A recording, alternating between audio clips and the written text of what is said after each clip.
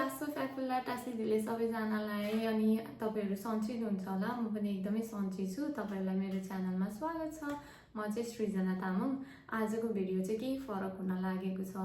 मलाई चाहिँ मेरो इन्स्टाग्राम टिकटकमा बारम्बार एउटै प्रश्नहरू आउँछन् कि तपाईँ कुन कन्सल्टेन्सीबाट जानुभएको, इटलीमा जब मार्केट कस्तो छ, आफ्टर ग्रेजुएसन जब पाउँछ कि पाउँदैन, ल्याङ्ग्वेज ब्यारियर कतिको छ, तपाईँले कसरी सिक्नुभयो इटालियन ल्याङ्ग्वेजहरू, यस्ता प्रश्नहरू चाहिँ मलाई बारम्बार आउने भएको कारणले गर्दाखेरि चाहिँ आज मैले यो भिडियो बनाउने सोचेको छु। सो ढिला नगरी भिडियो स्टार्ट गरौँ है त। सो गाइज, भिडियो स्टार्ट गर्नुभन्दा अगाडि चाहिँ म केही कुराहरू तपाईँहरू माझ भन्न चाहन्छु। यो मेरो अनेस्ट रिभ्यू भनौँ या मेरो आफ्नो पर्सनल एक्सपिरियन्स है। मैले चाहिँ इटली आउनुभन्दा अगाडि सायद धेरै एक्सपेक्टेसन राखेर आएको थिएँ क्या। अनि यहाँ आएपछि चाहिँ मैले एकदमै फरक पाएँ। जुन तपाईँले सोसियल मिडियामा देख्नुहुन्छ नि लाइफ, त्यस्तो लाइफ चाहिँ इटलीमा अलिक गाह्रै छ। त्यही भएर तपाईँको एक्सपेक्टेसन्स हाई छ भने चाहिँ प्लिज अलिकति रिसर्च गरेर या जेन्युन रिभ्यूहरू हेरेर आफूलाई प्रिपेयर गरेर इटली आउनु होला भन्ने म सजेसन पनि दिन चाहन्छु तपाईँहरूलाई।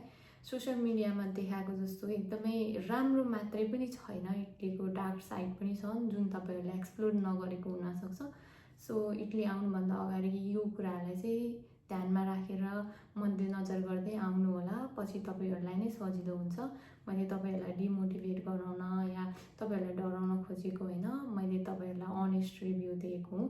सो यी कुराहरूलाई पनि मध्यनजर राखेर आउनु होला। सो ढिला नगरिकन तपाईँहरूकै क्वेसनबाट सुरु गरौँ है त। इटलीमा जब मार्केट कस्तो छ, जब पाउँछ कि पाउँदैन भन्ने कुरा मेरो पर्सनल एक्सपिरियन्स अनुसार चाहिँ इटलीमा जब पाउन सकिन्छ, तर यसको मतलब यो होइन कि तपाईँले जब सजिलै पाउन सक्नुहुन्छ। As a student part time जब पाउन चाहिँ यहाँ धेरै गाह्रो हुन्छ, किनभने युके, अस्ट्रेलिया, क्यानाडा जस्तो ठुलो स्टुडेन्ट जब मार्केट छैन इटलीमा। तपाईँले जब पाउनुभयो भने पनि फुल टाइम वर्करको रूपमा पाउन सक्नुहुन्छ। सबैभन्दा छिटो जब पाउने भनेको as a full time worker हो इटलीमा। त्यसैले स्टुडेन्ट लाइफ सेड्युलसँग मिल्ने जबहरू पाउन चाहिँ धेरै गाह्रो हुनसक्छ। त्यही भएर तपाईँले इटली आउने बित्तिकै जब पाउँछ भनेर चाहिँ सोचेर नआउनु होला। केही समय लाग्न सक्छ, मेरो सेड्युल्सको हिसाबले मैले जब पाउन टाइम लाग्न सक्छ भनेर चाहिँ आफूलाई प्रिपेयर गरेर आउनु होला। अनि सबैभन्दा महत्त्वपूर्ण कुरा ल्याङ्ग्वेज ब्यारियर है।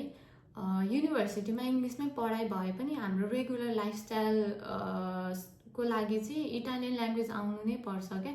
यहाँ चाहिँ अब हस्पिटल जाँदा होस्, सुपर मार्केट जाँदा होस्, कुनै गभर्मेन्ट अफिस या इन्टरभ्यू दिँदा इटालियन ल्याङ्ग्वेजले चाहिँ एकदमै ठुलो रोल खेल्छ हाम्रो लाइफमा। यदि तपाईँलाई ल्याङ्ग्वेज आउँछ भने र अर्को सँगै भएको साथीलाई ल्याङ्ग्वेज आउँदैन भने अफकोर्स तपाईँले त्यो जब क्र्याक गर्न सक्नुहुन्छ, किनभने तपाईँलाई ल्याङ्ग्वेज आउँछ। सो यसको मतलब बुझ्न सक्नुहुन्छ कि कति ठुलो महत्त्व छ ल्याङ्ग्वेजको यहाँ। अनि तपाईँले यस्तो छैन कि तपाईँलाई ल्याङ्ग्वेज आएन भने जब पाउँदै पाउनुहुन्न। तपाईँले टुरिस्ट एरिया जहाँ छन् नि सिटीहरूमा, त्यतातिर चाहिँ तपाईँले जब पाउन सक्नुहुन्छ। तर अब सानो सहरमा चाहिँ यदि तपाईँलाई बेसिक इटालियन आउँदैन भने चाहिँ अलिकति जब पाउन गाह्रो हुन्छ। प्लस आफ्टर ग्रेजुएसन या लङ टर्म तपाईँ इटली बस्ने सोच्दै हुनुहुन्छ भने चाहिँ इटालियन चाहिँ सिक्नै पर्ने हुन्छ। तपाईँले इटालियन कसरी सिक्नुभयो भनेर नि सोध्नुहुन्छ क्या। म इटालियन राम्रो बोल्न सक्दिनँ या बोल्दिनँ भन्दा नि हुन्छ। मलाई थोरै बेसिकहरू मात्रै आउँछ, थोरै फ्यु वर्ड्स आउँछ जुन म मिलाएर बोल्छु अफकोर्स। अनि यो चाहिँ मैले आफूले काम गर्दाखेरि सिकेको हो। अनि मैले अनलाइन भिडियोहरू हेरेर अहिले चाहिँ सिक्ने ट्राई गर्दैछु, किनभने अब मेरो ब्याचलरको लास्ट सेमिस्टर पनि सकिसक्यो। अब मलाई इटालियन ल्याङ्ग्वेज सिक्न एकदमै जरुरी छ। त्यही भएर पनि म अनलाइन भिडियोहरू हेरेर सिकिरहेको छु। अनि यता चाहिँ तपाईँ इटलीमा आउनुहुन्छ भने चाहिँ स्कुल गएर पनि पढ्न सक्नुहुन्छ ल्याङ्ग्वेज। अब म पनि छिटै जोइन गर्छु होला, तर अहिलेको लागि चाहिँ म युट्युब भिडियोहरू नै हेरेर सिकिरहेको छु। तपाईँहरूले पनि चाहनुहुन्छ भने युट्युबमा गएर धेरै भिडियोहरू छन् जहाँ तपाईँलाई इटालियन पढाउँछ, तपाईँहरूले पनि सिक्दा हुन्छ। र बुक पनि पाइन्छ, बुक पनि किनेर पढ्नुभयो भने चाहिँ अझ बेस्ट हुनसक्छ। अनि अर्को सबैभन्दा धेरै सोधिने प्रश्न भनेको सेल्फ एप्लाई गर्दा ठिकै, कन्सल्टेन्सी थ्रु गर्दा ठिक।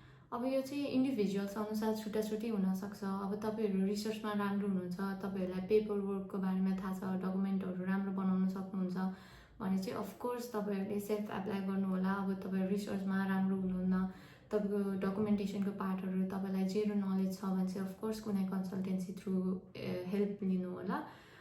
सो अनि कतिजनाले चाहिँ लिभिङ कस्ट कस्तो छ, कतिको एक्सपेन्सेस हुन्छ तपाईँको भनेर पनि सोध्नुहुन्छ क्या मलाई।